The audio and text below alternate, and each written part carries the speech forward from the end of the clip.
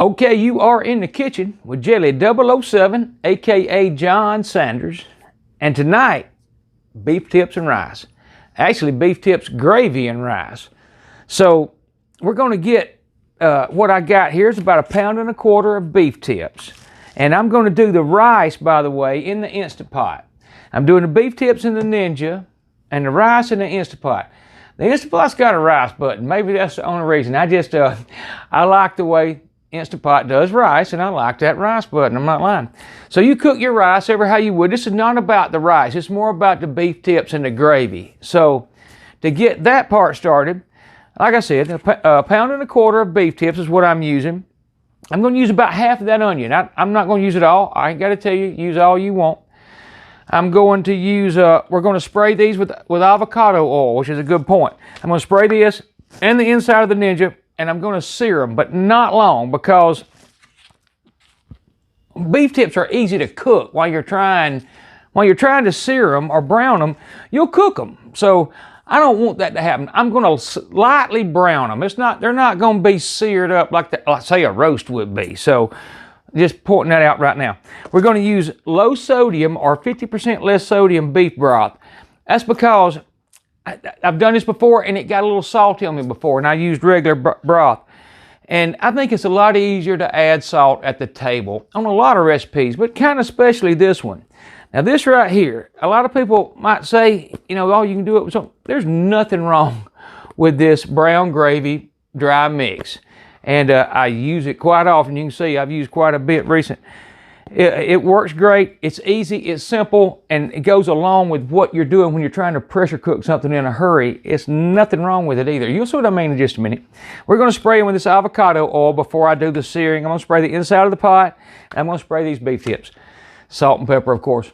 Y'all hold on. Y'all going to get a seat right over here. I'm going to bring you all around and show you exactly how I do it and what I'm doing. Again, cook your rice the way you would. I'm going to start that rice, and we're going to get that going on the side, but I'm going to show y'all what I do with these beef tips, and I think you'll like it. So y'all hold on. I'll be right back. Okay, so I've dried them off a little bit, with just kind of paper toweled them dry. I'm going to hit them with the avocado oil, and I'm going to spray the inside of the Ninja. And all I'm going to do is mix these around just a little bit and just kind of get them coated with oil. I may spray them a little bit more, but the main thing is to hit sear saute on high and get that going. As soon as that gets warm, probably 5-6 minutes, we're going to drop these in, let them a little bit of brown, a little bit of sear, but mainly just like I said, brown just a little bit. Then we're going to get liquid on them and start them pressure cooking. So, my rice is ready. There it is beeping. Anyhow, be right back. Okay, so that's been right at about 6 minutes, and these are kind of soaked in, and the oil's ready. So, and the Ninja's plenty hot. So we're going to put in a little bit at a time, just kind of see how we're going to crowd, and I think it's going to be okay. In fact, it really doesn't matter. I'm not going to do it in 2 batches, and I'm not trying to completely brown them. We're just going to see how they do just a few minutes. Let them get as brown as they'll get without, you know, what I think is cooking. I'll let you see in there. That's what they look like. So in just a few minutes, we will stop that process, add that broth, and I may add those onions right quick in a minute just to kind of let them get started a little bit. And then we're going to put that in and start the pressure. So y'all hold up and I'll be right back. I'm going to kind of show you why I'm not a big fan of doing a lot of browning. All the liquid is coming out, and that's why I don't do a lot. And that's been maybe a minute. So this is all I'm going to do. I'm going to stir them around just a little bit, try and get all sides to be somewhat brown, but I'm not crazy about this step. That's the honest truth. I don't think it hurts that much, but I just don't see it helping. I mean, you're going to have gravy on it. It's going to have color. And that's what a lot of searing is. It does add some flavor in that. It does caramelize on the outside. But we're going to add gravy. It's going to have plenty of color. I think it'll be fine without trying to cook all that moisture out of that meat. But I'll be right back. Okay, so that's about 45 seconds more. That's not even a complete minute. And I can't stand it no longer. I'm going to dump these onions, and I'm not putting all of that. That's about 3/4 of that onion. I'm going to put about that much of it. And again, you put what you want. You can put garlic, you know. I mean, I wouldn't add garlic till this point when you're fixing to cool it down because you'll burn it. And the onions maybe could have went a little earlier, but I didn't want more liquid in there, you know. So that's kind of my thought on that. So I'm going to turn this off. I'm going to turn the Ninja completely off. And now to cool everything down, but before I do, I'm going to show you, it got some browning. You can see there's some browning going on there. It's fine. I take my word. But we're going to put the 2 cups in there now to to cool this down. And to slow down that cooking and all that leaving, all that moisture leaving. So now I'm just going to stir that up at this point. Put that right there. I'm going to put the lid on. Seal it. Turn it back on. Pressure 25 minutes. On high, by the way. So I'm going to do 25 minutes and 5 minutes natural release. Then we're going to release the pressure. And I promise you, those are going to be real good. We're going to do one more step. We still got to do the gravy. So I'll be right back. All right, we are coming up on the end of the 25 minutes, which all we do now is wait on this to count up to 5 minutes. All right, we got 2 seconds. All we're going to do now is that. Be right back. All right, and there goes the pen. Let's see what we got. And it looks like it should. We'll set this over here. And then we're going to stir this up a little bit, because what we're going to do is we're going to get the tips out, the beef tips out, and we're going to make gravy. So I'm going to get all these dipped out of here, and we're going to do the gravy. But you can see they look excellent. I got a feeling if they wasn't so hot, in fact, I'll try one. It's as tender as you might expect for being pressure cooked. I mean, it's fantastic. So I'm going to get all those out of there. We're going to work on the gravy. Be right back. Okay, so there are the beef tips, and I'm going to set this plate on top of that. This bowl and the plate works real well, and that kind of keeps it warm. Kind of a makeshift way of doing it. Now, if you look right here, you can see that I've got, let's see, about 3 1/4 cups of liquid. Now, there may be a couple of beef tips in there. It's not going to hurt anything. I just wanted the majority of them out. So, with 3 1/4 cups, if you went by their directions right here, you would need to put, say, 10 tablespoons of gravy mix for that much liquid. Well, now, that's depending on how thick you want your gravy. So I'm not a big fan of that with beef tips. I'm just not. I'm going to make it a little thinner than that. So if I were to put 10, that's what it's calling for. I don't want it that thick. So obviously I'm going to say 4 and then see how it looks. So, in fact, I like to did the wrong thing. Y'all hold on just a second, because here's how I do it. Now, I forgot to dry this off a little bit. Make sure it's dry. It's dry enough, I think. I'm going to dry the bottom of it. Here's what I do. I like to forget this step. I do this with my roast, and it works really great. So I'm going to put, what did I say, 4 tablespoons? I mean, it's not a crisis. It's just that, I don't want it super thick. And if you do, then obviously you put the full amount, or even more. I mean, it doesn't matter. Well, now there's 2. And there's 3, and here is 4 tablespoons. So now all I gotta do is find that other thing I gotta have, which was sitting right here, I thought. So, oh, here it is. I was fixing to cut the camera off. What I do is a little bit, just let it shake in there, and then a little at a time. That way you don't have to add more other types of liquid. And I'll make sure you can see exactly what's going on here. But what I'm going to do now is just tap it and shake it right through my sieve to this strainer, and it really, really, really works well. And you don't dump a lot in there at a time, and you don't put any clumps in there. If you dump that tablespoon in there, you're going to get a clump that's going to try and seize up, and be a clump.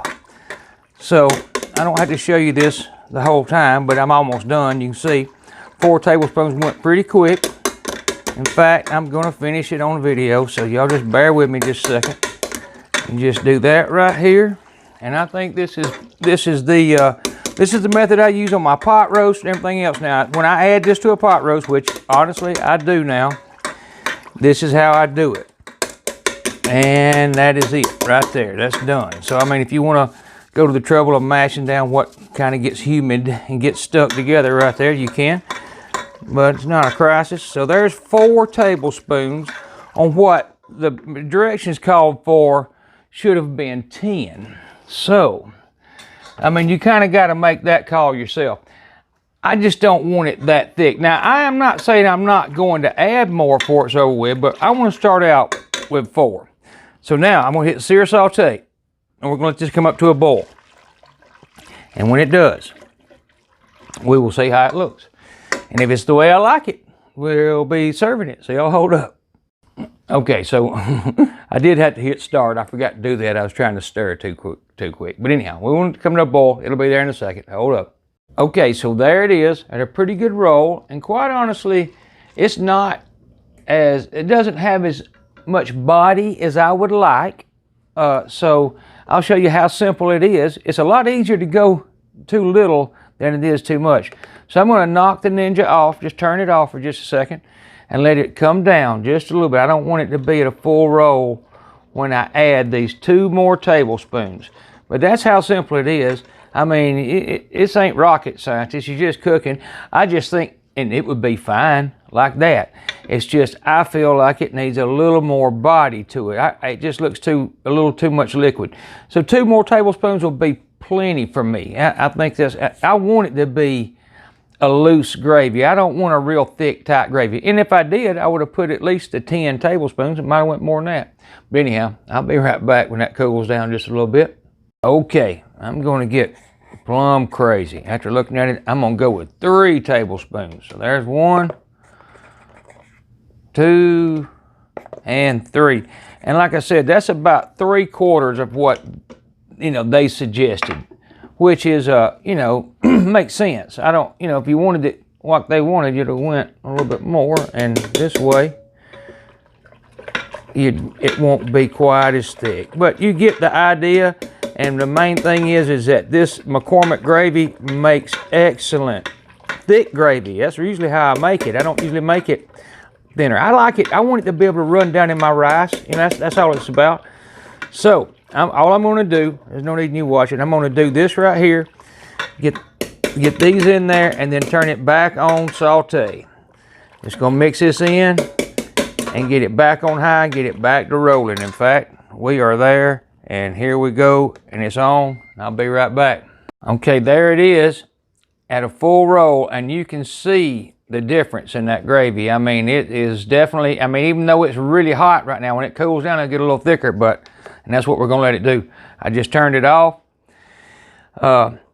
This brown gravy mix is all most people need. I promise you. Yeah, you can do a lot of other things. You can reduce. You can do a lot of different things, like I said, but you're not going to get much better than this. And you can control the thickness just like I just did. So let that cool down just a little bit. We're going to put it in that bowl. I'll be right back. Okay, it wasn't cooling off quite as fast as I like, so I set it out of there for just a second. Because even though this is a stoneware oven-proof bowl, I want to make sure, I like it to be a little bit cooler than it was, because that Ninja's hot. It is, especially when you leave it in that vessel. So, right there is the gravy, and you can see the viscosity or the thickness of it, and when it cools, it gets even better. I don't think it can be beat. So, we should put that on, put some rice on a plate, put some of those beef tips on there and some of that gravy, and we're going to eat some, so y'all hold up. Okay, so first I want to show you that. I don't know how you're going to beat. That new method I have on rice is working. I'll put it like that. It's working. It's probably my go-to forever. Now, I got a little extra rice there. I got plenty of rice, so I put a lot on there, the only reason. And then we're going to put some of this on here, hopefully a little better centered than I'm getting it. But it's not no crisis. I'm fixing to eat it, and that's all that matters. I'm gonna put that right there and call that enough. I'm gonna put this right here just to make it a little more pretty. And it needs some pepper, and I'm gonna put it on it. But here's another thing that's, if you ask me, impressive, is that gravy. And that's 3/4 thickness. You know what I mean? If you wanted it way thicker, you can do that easily. I do it a lot, and it works great. I just think it works better on rice, a little thinner. And there's nothing wrong with that right there. So I'm gonna put some pepper on this and some salt maybe, because there's, like I said, it's low sodium. I use unsalted butter on the rice. I'm a big believer in adding rice at the table. So I'm gonna sit down and eat some of this and tell y'all exactly how it is. So y'all hold up. All right, beef tips and rice, and I mean with gravy. And I don't know how you beat it. Those beef tips are perfectly as tender as you can get. The rice is perfectly cooked, by the way. The gravy, for as easy as that is, I mean, I know you can do it different ways. You can, but scooping it out of there is not. It's very hard to beat, especially when you're in a hurry, or you're trying to get something done and you don't want to worry about researching a bunch of stuff. Anyhow, I think you'll love this recipe. I really do. And it's a plain one. It don't have a lot of other things. It's just beef tips and rice and the gravy. But I think that's really, to me, that's what beef tips and rice are.